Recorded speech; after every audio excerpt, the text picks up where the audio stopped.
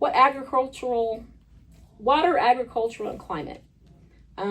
So it's like, what legislative solutions do you support to address the water scarcity? How can we balance agricultural needs with long-term water sustainability? And what role should the legislature play in responding to climate-related risks? So I'm a Western Kansas kid, so I know all about the Olathe Aquifer out in Hayes, and anything that you can do, and any committees and any science, and that science includes using farmers, and it includes all of the knowledge that they have of environmental scientists themselves on what we can do to make smarter water policies. Anything, is it going to be costly? It may be, but it's pretty darn important. It's the entire wherewithal of Western and Central Kansas. Yeah, we'll die without it. Yeah, I love the windmills out there. My great-grandmother, who since passed away at 104, had a huge amount of property out in Western Kansas. There is nothing you can do on that land. There's a little bit of oil. There's like maybe a natural spring. She's got the windmills, she's got the giant. I'm all for that. I think that there needs to be a combination. Do we have natural gas and should we utilize it? Absolutely. Should we use fuel? Sure. Can we use solar? Absolutely. Can we have wind? Absolutely. I think that we need to start thinking about the future. It's obvious that eventually we will run out of those things. Yep. And I think that's another problem I see in government in general, like from city all up to federal, is that they're not thinking long term enough. They're thinking the next election. They're thinking, they're thinking too much about, they're always campaigning. And it's always about the next election. So I just want people that are going to, like if I were to be elected, I would focus on those 2 years. I wouldn't worry about my next election. I would just go out there and do the best for my people. And hopefully that would get me reelected. Yeah, it's a catch-22 because a large part of when you campaign is raising money.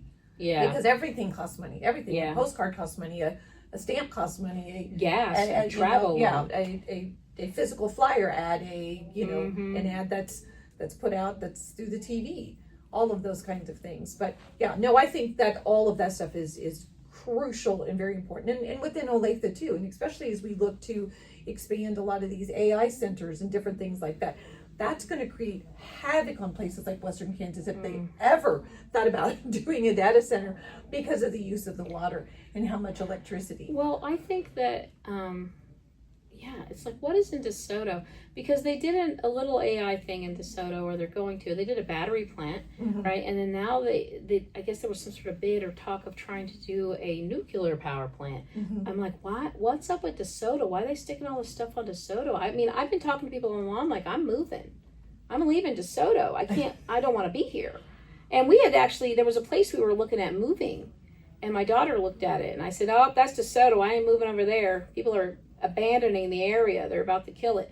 And so, but it kept me from moving to DeSoto. Yeah. I might have moved to DeSoto, but I'm not going to move next to a nuclear power plant and an AI. Well, and to go back to your bathroom bill, remember when the Carolinas, can't remember if it was north or south, did the bathroom bill, and the football games pulled out, and the basketball games pulled out, and they ended up losing like billions of dollars in tax revenue because of that, because they just so all those little bits and pieces of decisions.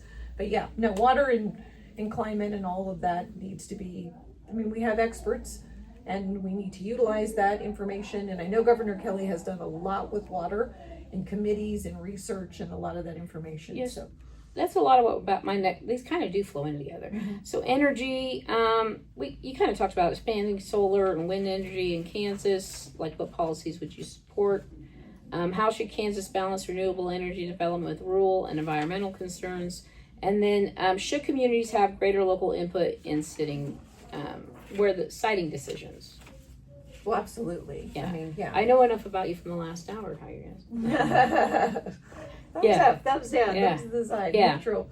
Yeah, you like solar and wind, and you seem to. I'm not afraid of it, and neither should other people know. And I think you have a good balance of because of your history of rural and you understand what's happening out there and how it's connected to here and all that. And then you obviously totally believe in community input. Yeah. And I was, one of my very first teaching jobs was out in Staten County, little Mantor and Big Bow and Johnson City. These towns are tiny. I don't even think some of them have their elementaries or middle schools anymore. They've all kind of consolidated. They did, and they've kind of done that. But I learned a lot. I learned a lot from the farmers, and I learned a lot from the people.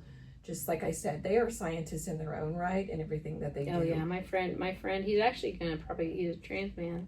He's gonna run an 81. Is he? In South Wichita, where Carpenter, Lake Carpenter is at. They're natural conservationists, and they have a lot of knowledge that they can share. It may not be that they went to a university, but they work the land. They know the land. Yeah. They love the land. Yeah, they do. They love the land. They want to take care of the land. Yes. We should listen to them. Yes.